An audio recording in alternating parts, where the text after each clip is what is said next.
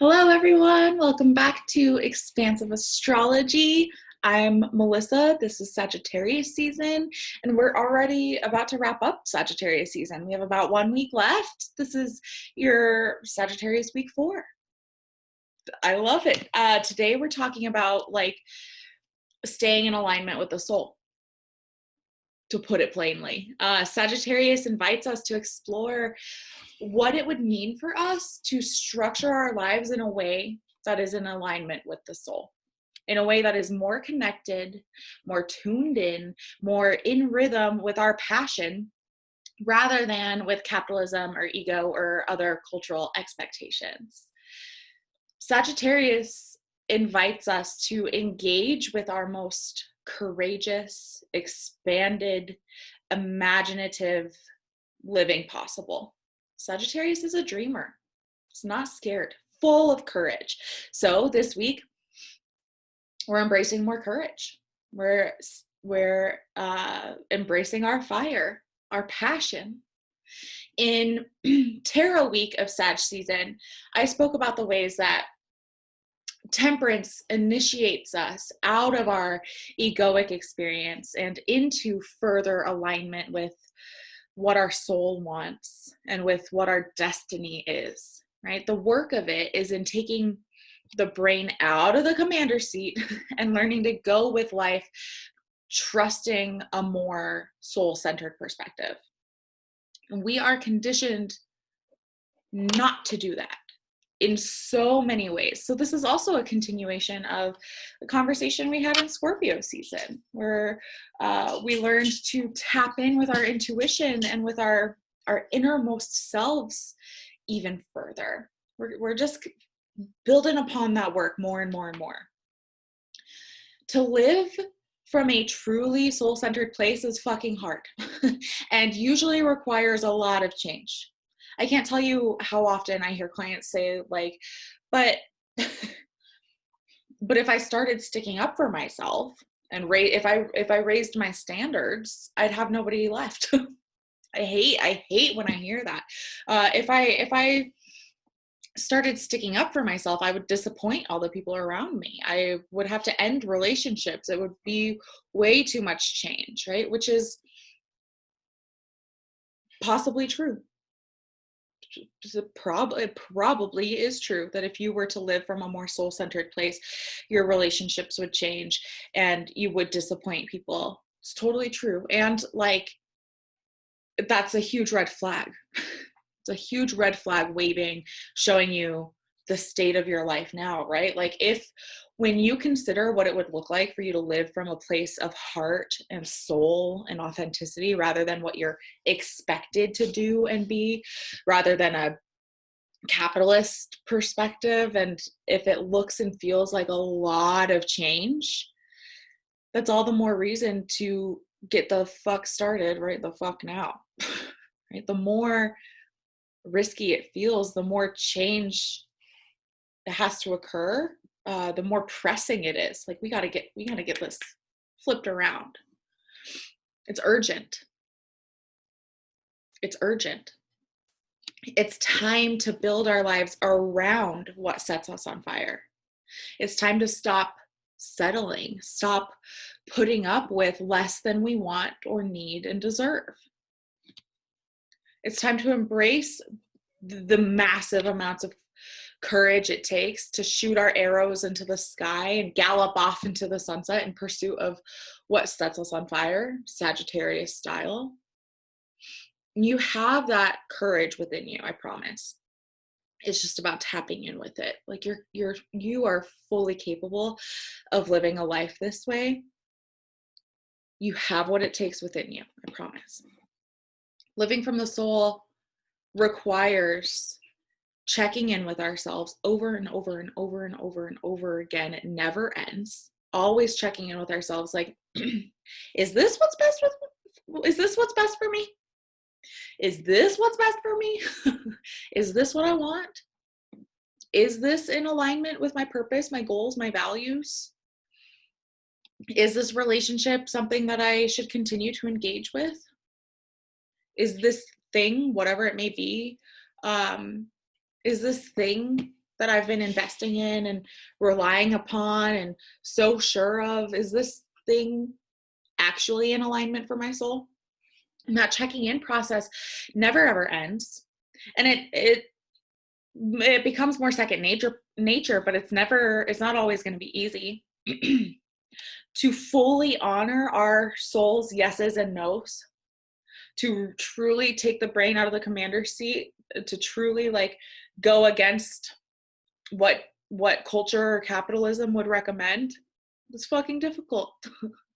Even when the brain or our culture or our family or capitalism might disagree with us, even if we are having such a loud strong yes or a strong feeling toward one thing or another, if it goes against what our brain, our culture, our families, or capitalism, if it goes against what those things expect for us, it's really difficult. We are programmed to act in a way that is acceptable. We are hardwired to seek acceptance from our culture, our family, from people around us. And anytime that is threatened, we flip out. We don't want to go that way. And acceptance from our family, our culture, capitalist society, etc. Our acceptance is threatened when we live from a very soul-based place. And I'll talk about this in Aquarius season when we're really exploring the Fool energy. But anytime we live from a very soul-based place, like people are going to see you as a little eccentric, a little weird, different, right? And that scares us. That can be really scary.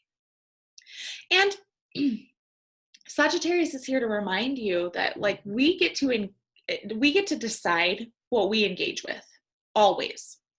We get to decide what we do or do not participate in, what we do or do not make ourselves available to. We have autonomy, we have free will. This was always very comforting to me when sitting in long, boring staff meetings. If a meeting was feeling particularly unsufferable, I would just kind of chuckle to myself and picture myself just standing up, packing up my shit and leaving the meeting and never coming back. Reminding myself that I could stand up and quit my job and leave forever at any time, even in the middle of a meeting. That was always oddly comforting to me, right? To remind myself of how much power I had. Again, we get to decide what we engage with, even if choosing change would look totally radical. And good thing I have impulse control. A good thing I didn't just stand up in the middle of a meeting and say, you know what, I don't want to do this anymore, and left forever, right? Like that would have been not the most empowered or healthy choice for me. But my point is that we do have a choice. We do always have a choice, even if it would be kind of crazy, totally radical, and probably like put my livelihood in danger in some ways. I still had a choice. Sagittarius is an energy that shoots for the stars.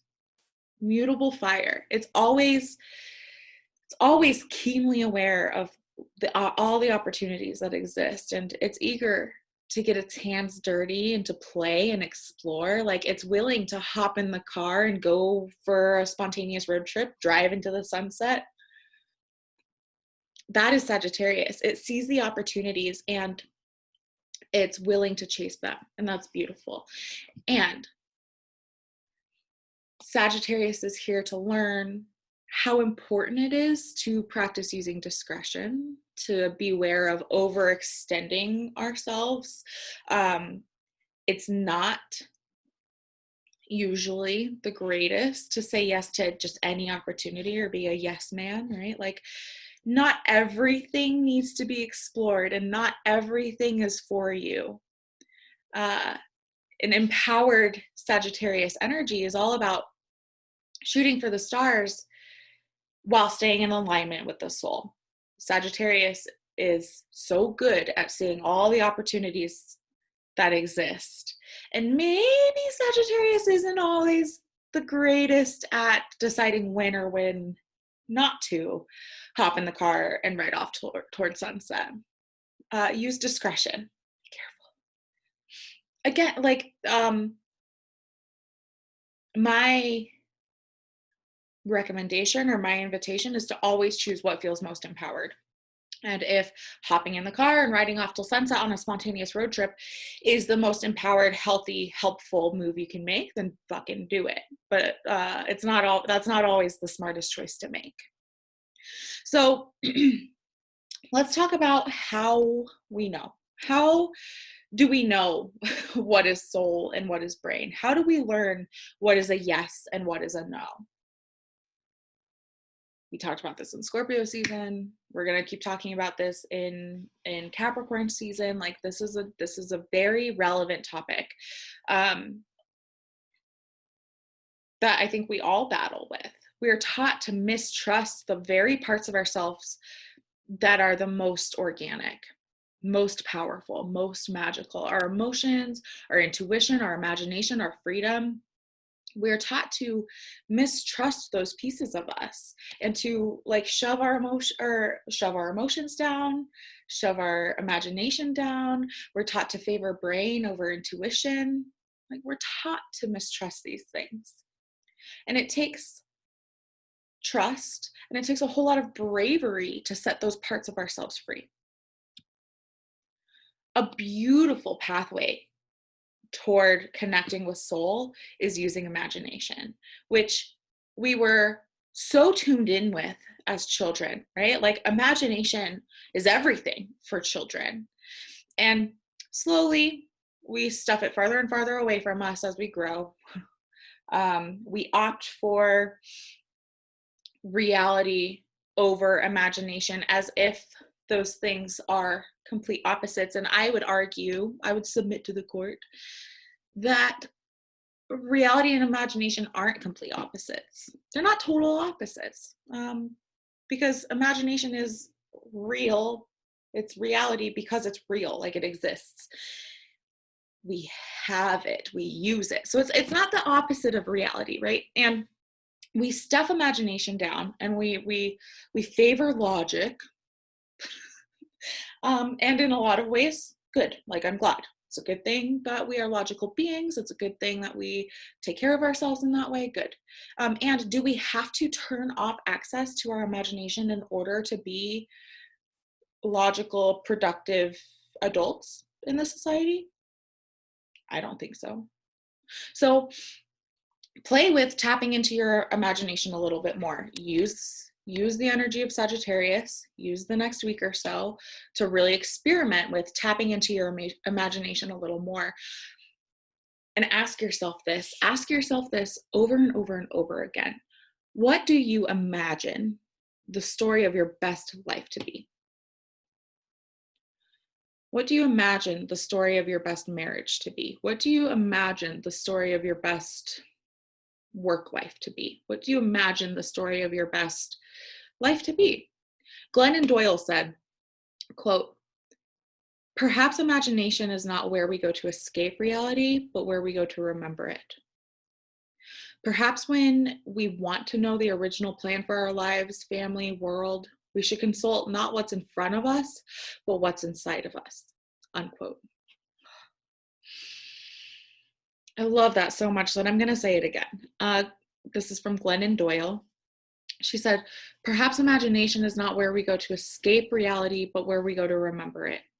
Perhaps when we want to know what the original plan for our lives, families, world, we should consult not what's in front of us, but what's inside us," unquote. I love that. What if we more readily, more comfortably, more faithfully consulted what's inside of us rather than what's out here? And this is the exact practice for this season, to consult with your deepest inner knowing. Scorpio really prepared us for this. Tap in with your deep inner knowing and decide to move from there. Tap in with your deep inner knowing first, and then go from there. There's often a big difference. There's often, like probably most of the time, there's a big difference between our souls and our brain's preferences. That's the whole reason we ever really feel stuck or like pulled about where we're going or what the right move to make is. Because our brain's preferences feel different than what our soul is saying or what we're being called to. We don't always know what the right move to make is. And so practice giving a voice to your preferences, tapping in with your preferences, acknowledging what they are and how they're impacting you, and allowing them to be seen and then released. So that we can move in flow with the universe and with what actually needs to come up and out of us. Don't presume to know what's best for you. And when Argo is a brilliant representation of following the soul, aren't you? Children and animals. He's so sweet. 4 paws on the floor, please. 4 paws on the floor. He's got his paw on my leg. He's so sweet. Okay, sorry. Special appearance from Argo today. So sorry.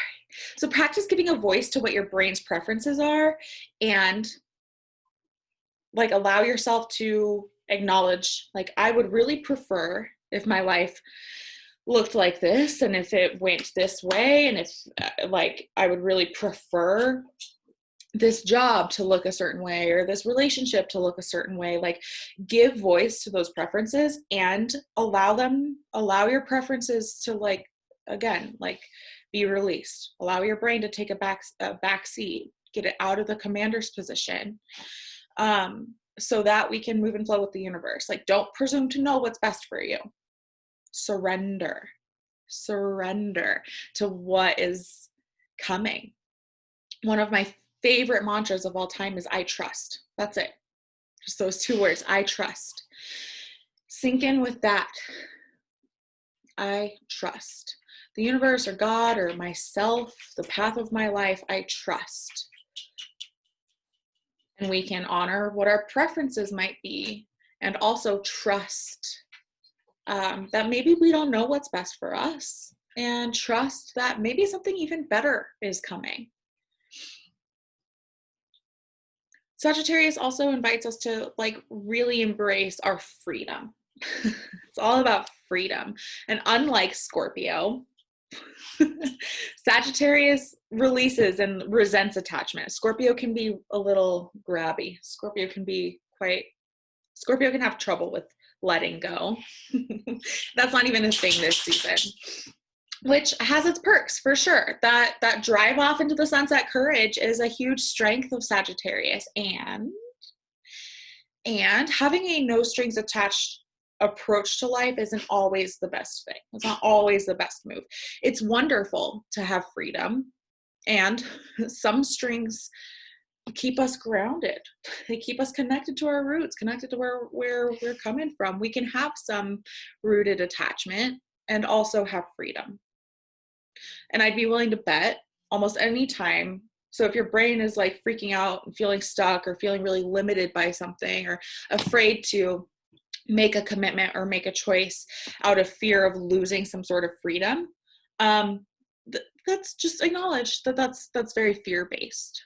It's an illusion, because remember, we can change and shake things up at any moment, especially when we're living from a soul-based place. We might feel an inner calling to change and shake things up at any moment when we're living from a soul-based place. So we can have both. We can have an ability to be flexible and ever-changing and follow our soul's calling, and we can have commitments and attachments and roots. Don't be afraid to commit to things. because we get to have it all. Again, tap in with your imagination with this.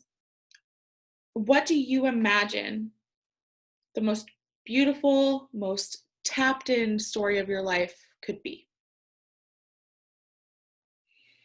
And remember that soul does not always make sense. Soul does not always make sense, especially to the brain or to other people's brains. Like, soul doesn't always make sense, and it's not its job to make sense to us. Our brain will contract. It'll invite you into contraction, especially when we're following soul, because soul might jump around. It might jump preferences. It isn't on a linear timeline the way our brain is, and it doesn't care if the outside world thinks it's flighty or eccentric.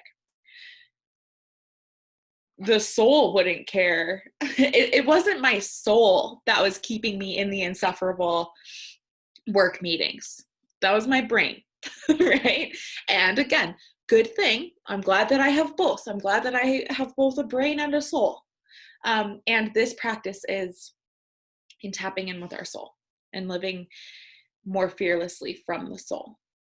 So Sag is here with us. Sagittarius is here with us, helping us to have the courage to dream really big as we step into this last trimester of the year. And as always, the timing is absolutely perfect. We want to really practice this and embrace this courage and this fiery connection to what your wild soul desires. So then when Capricorn season comes around, who is here to help us with really refining things and buckling down and getting serious about bringing our dreams to fruition, we'll be doing so from a much more genuine, tapped in, soul honoring place.